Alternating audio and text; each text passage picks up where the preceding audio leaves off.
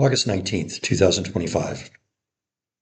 Russia's invasion of Ukraine has gone on for 3.5 years. Last Friday, President Trump decided to meet the maniacal midget of Russia in Alaska. Most Americans don't understand that Russia believes Alaska should still be theirs. He rolled out the red carpet for one of the worst dictators of my lifetime, one of the worst human beings or leaders of any country, probably in history. A man who has invaded country after country after country. I don't really want to talk about that anymore. It's old news now. What I want to talk about was the meeting that took place yesterday. President Zelensky flew to Washington, D.C. to meet Trump. After the fiasco that happened several months ago, where Zelensky was belittled in the Oval Office.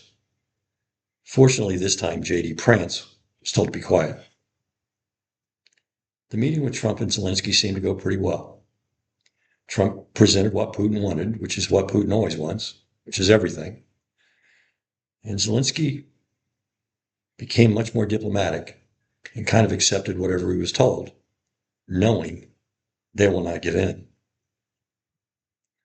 You see, what people have to understand is who Russia is. Russia will ask for everything up until the moment that they know they're beat. And at that point in time, they want to negotiate. Where are we right now? Putin wants to negotiate. He knows he's beaten. So what needs to happen? What in reality should take place? The free world's leaders from Europe, including Mark Rutte, the Secretary General of NATO, met in the Oval Office with Zelensky and Trump. They were not invited by Trump. They decided to go along in support of Zelensky, the free world standing up to the barbarians from Russia.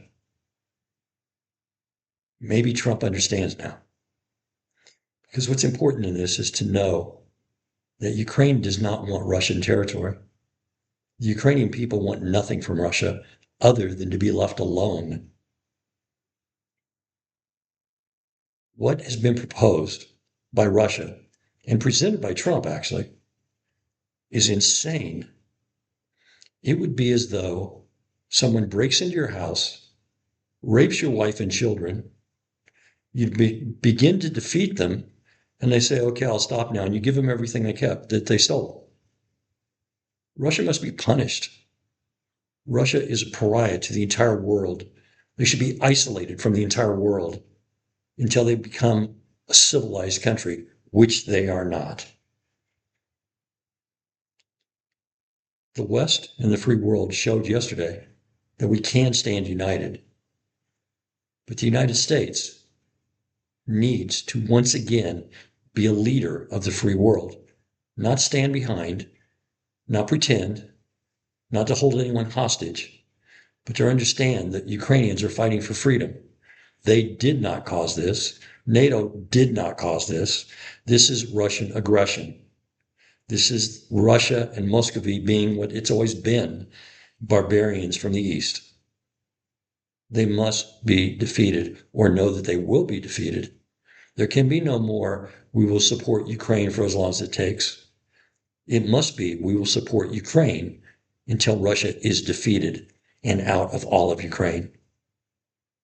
Because think of yourself as a Ukrainian citizen.